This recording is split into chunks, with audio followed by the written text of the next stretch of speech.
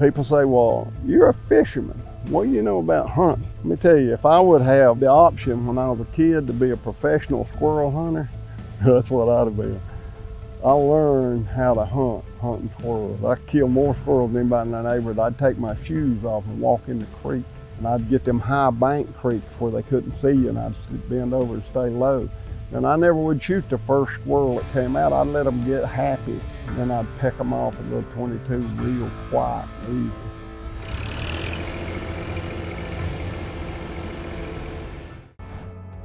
Here at Mossy Oak, one of our core philosophies is about time. We believe time will always be our most valuable asset, and one of our greatest blessings in life is the time we get to spend in nature. Now, it's not just our responsibility, it's our privilege to protect and nourish the wildlife and resources that make it all possible. A selfless commitment to give back more than you receive and leave things better for the future. That's what it means to be a gamekeeper. Join us each week as we focus on the wildlife we all love and explore the practices and the people who are making a difference in our quest to become a better gamekeeper.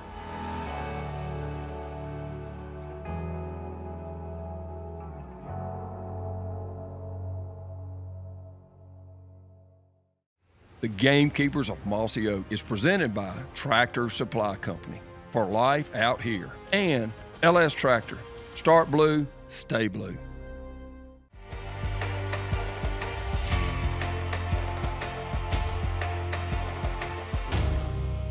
We're live in 3, 2, 1. All right, everybody, welcome.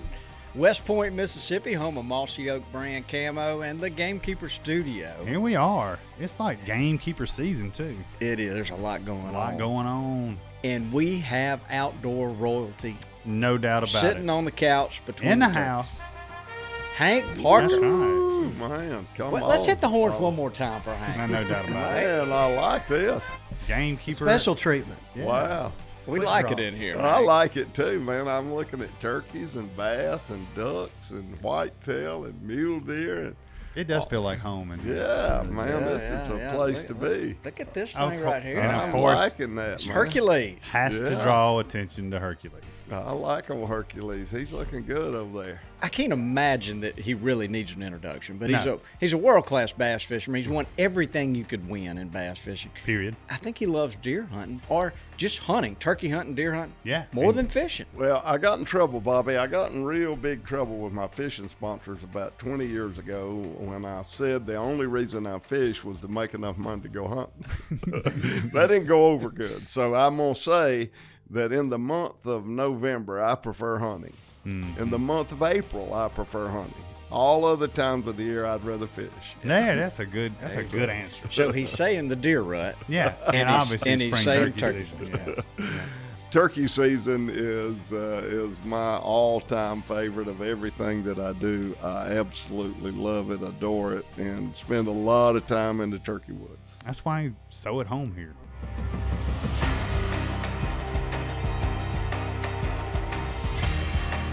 For as long as I can remember, you've been growing some really big deer and you've been paying attention to what works, what you make notes and everything. Tell us your philosophy and your style of planting food plots. Well, you know, everybody's got a different philosophy than I have. I fought weeds and I sprayed, and man, it's time consuming. I do my own, and so I don't have the time to wait and to spend. And you know, you try to catch a rain and you look at the forecast. I bush hog.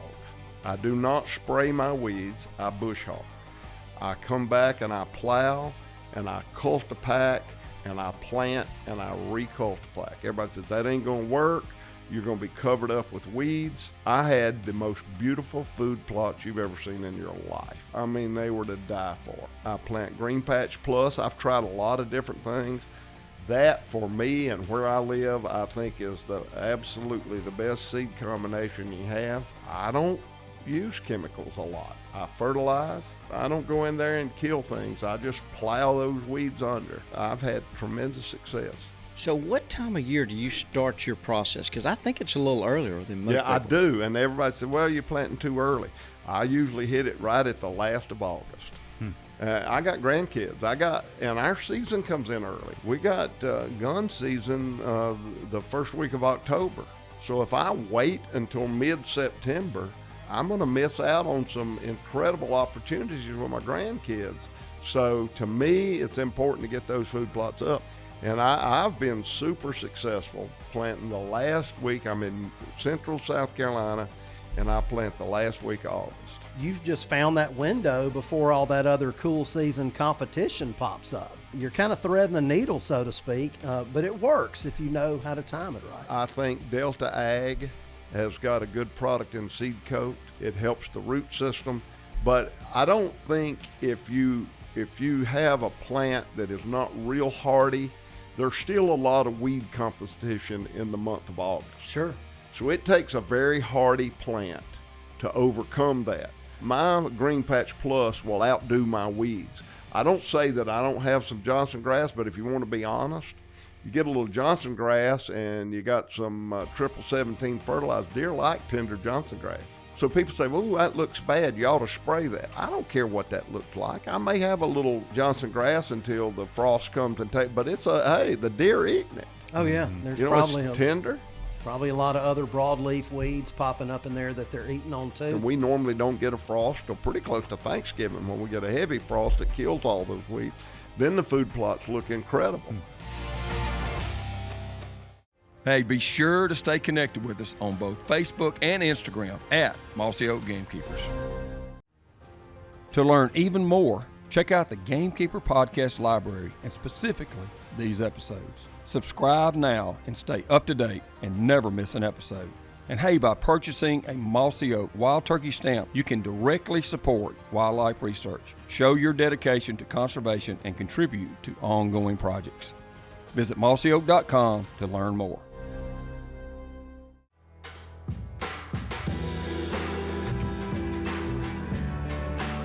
When you plant non-typical clovers, that mean your deer are gonna be non-typical. If they eat this, will they have big old drop tine like that one? Split brows and all them little kickers? About half a bag of non-typical clover, but I might put a whole bag because I want all my deer to have them drop tines like that. I like them non-particulars.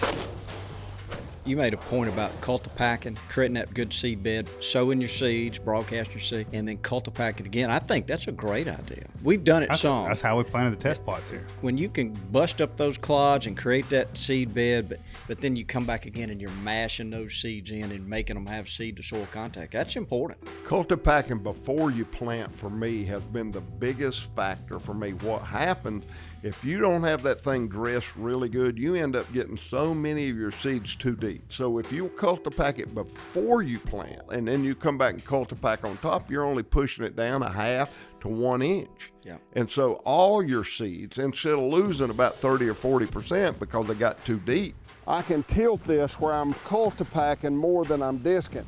After I seed, I'm gonna cultipack the second time. Then I won't even let my disc hairs touch the ground at all. I'll strictly cultipack. The cultipacker's gonna put it 1 inch deep. So I definitely don't want it any deeper than that. This dirt is too loose, it's too powdery. So I'm gonna cultipack it and make it firm.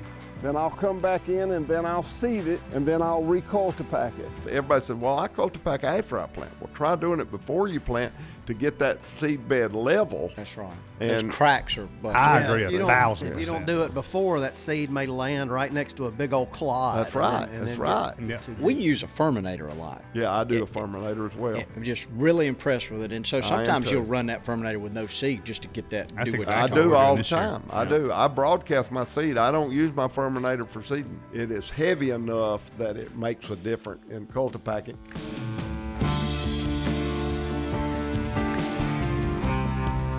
Farmer tip. When you spread fertilize, wash it out good and oil it down and it won't rust. If you don't, it won't last you very long. It'll rust. So I wait till a good dry day and I let it get up about 2 or 3 inches high. Fertilizer does not feed the seed. and the seed really doesn't need fertilizing until it's got a good root system. If you fertilize on planting day, possibly till that into the root zone, which is a great way to do it, you're also feeding those same weeds that are going to sprout at the same time as your food plot. So you hear a lot of folks talking about overseeding with fertilizer after everything's come up, and I think that definitely helps a little bit with keeping the weeds at bay. Well, I'm excited you got some clover going. I think your turkeys are going to love it, and this fall your deer will as well. So Green Patch Plus is incredible clover in the spring for my turkeys. So I have a lot of clover. It's annual clover in Green Patch Plus, isn't it? Yeah. So what you're doing with these is trying to get the perennial. So it should be less work over 3-5. Even Kenny Thompson says somebody's got some going 10 years. yeah, that's right. Just think about Yeah, a food source for 10 years. Yeah, that would be so That'd awesome. be so awesome. That's saving money when they think about it lasting 5 or 6 or 7 years. For Oh, your yeah. dollar, it's the best. Oh, It's yeah. the best investment for your wildlife and your dollar. No doubt. It's hard to argue that. Yeah.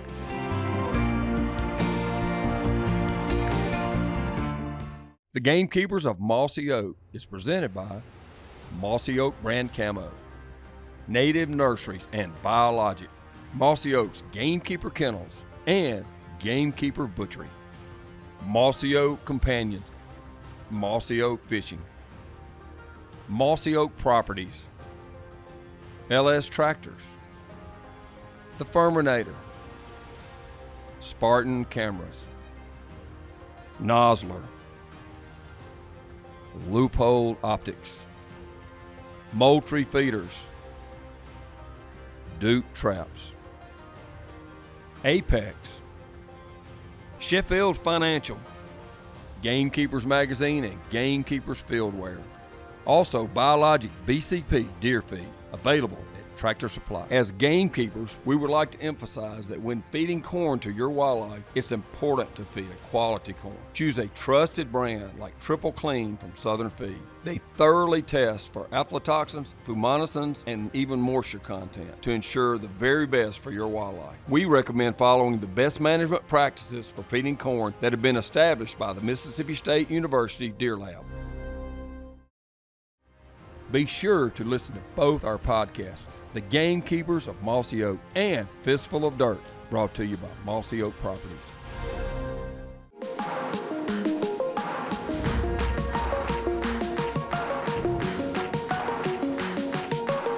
Toxie and I did something that's pretty incredible once. We called a turkey that flew across the river. That turkey gobbled 50 times or 60 times on the other side of the river. We really didn't think he was going to fly the river, but we continued to call. That turkey flew the river and landed right in front of us. And In front of you. yeah, I just happened to be pointed in the right direction. We can barely hear him, and the river's 70 yards. We set up right here, make it fly. Oh, look, we ain't got nothing else to do. I agree with you. We heard a peep, and that's the only turkey's got. I'm going to go up there and get it in that We'll sit right there pine tree. I'm going to try to get him to fly the river. He'll fly the river. I've done it before. I don't believe the bird fly the river. But he's coming. He's coming.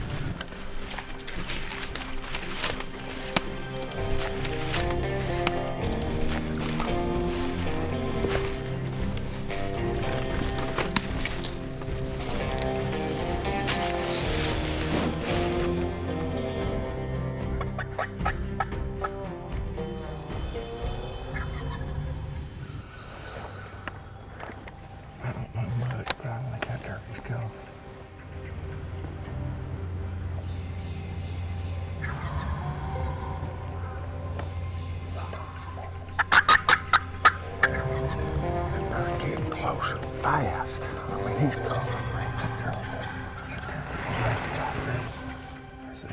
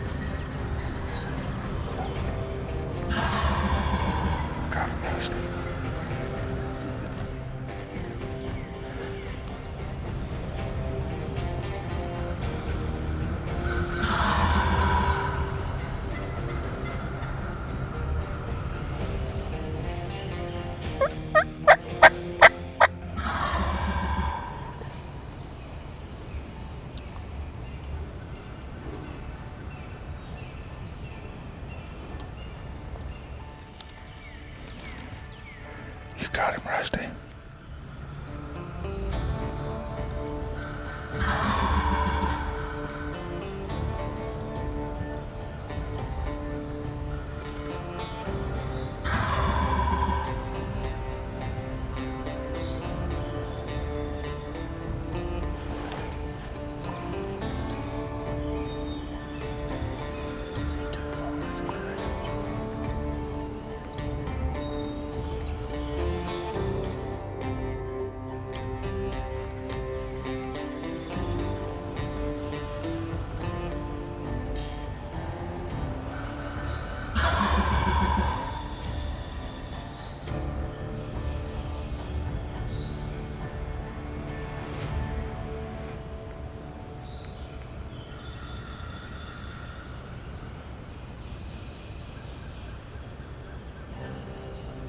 Are you good? Are you good?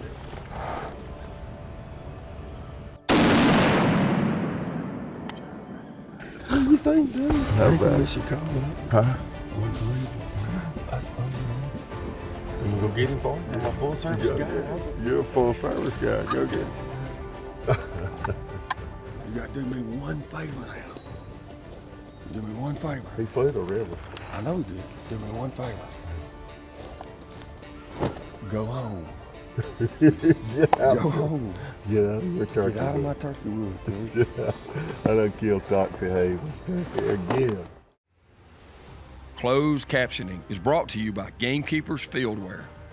Discover our premium apparel at select sporting goods retailers or online at gamekeepersfieldwear.com. Subscribe to our Gamekeepers magazine or grab a copy at Bass Pro Shops, Tractor Supply, and Walmart.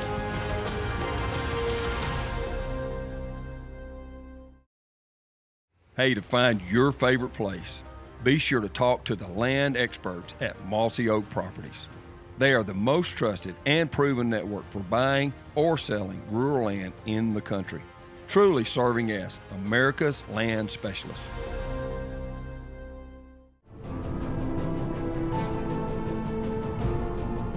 We had some old Virginia pines that were rough pines, rough woods, and I thought, man, I need to clean that up. My turkeys love that. And I hurt myself this year by taking that out. I wish I could put it back. They would go in there in the middle of the day, and I took that habitat away thinking I was helping my turkey. Well, even struggling, us, we want to get out there right now and clip the roads and, Yeah. ride around, look clean. That's not what you really need to be doing. You have to take I stuff. don't do that. Yeah, Yeah. stuff in I used to, consideration. but that's what you want to do. Yeah. learning. Yeah, me Yeah, too. Me learning. too. I mow my fields in January. I don't mow them again. So right now they're about waist high, but that's what I feel like I need for my turkeys to keep the crows, to keep the hawks, to keep anything else from getting those poles. 100%. Yeah, preserving that nesting habitat. Think about it on a large scale, that isn't great turkey habitat.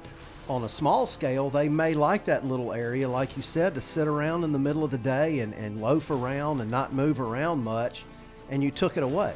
Now, if your whole farm was like that, you probably wouldn't want it. And That now you know diversity. it's good to leave a couple of areas like that for diversity. I love thick pine plantation, don't you, Bobby? Lanny likes to sleep in them, right? And that Well, when right Bobby drops you off at 1:30 in the morning, you got to get a little nap in.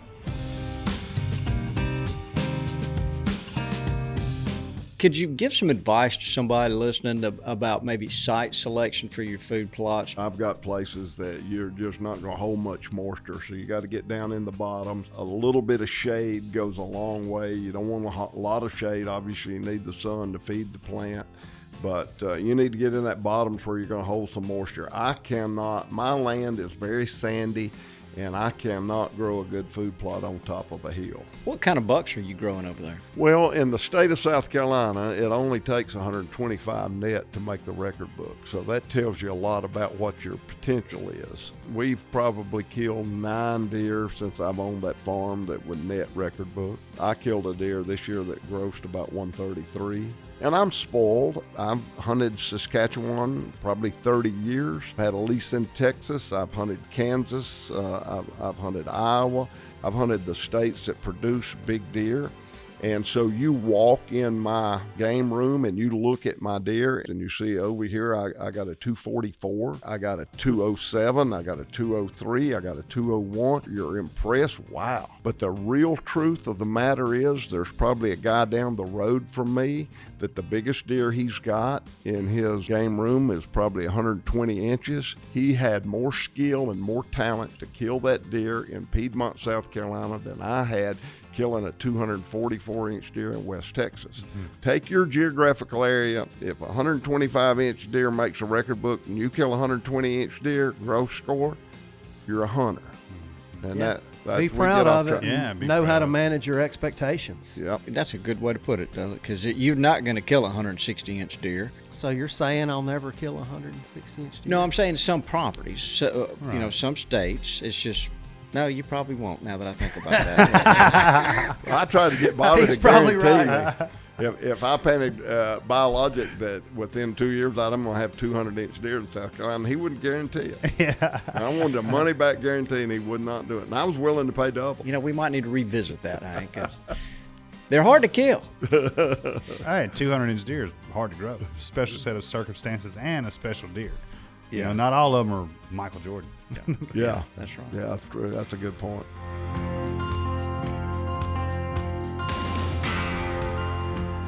So next spring, Lanny and I want an invitation to go to New York on your turkey / smallmouth trip. Santa Claus will be watching you and see how good you do. Hank, thank you for being here. For everybody at Mossy Oak, we appreciate what you do. Yes. Thank you. Awesome to be here. Won't you say goodbye, Dudley? Goodbye, Dudley. Get us out of here, Richie.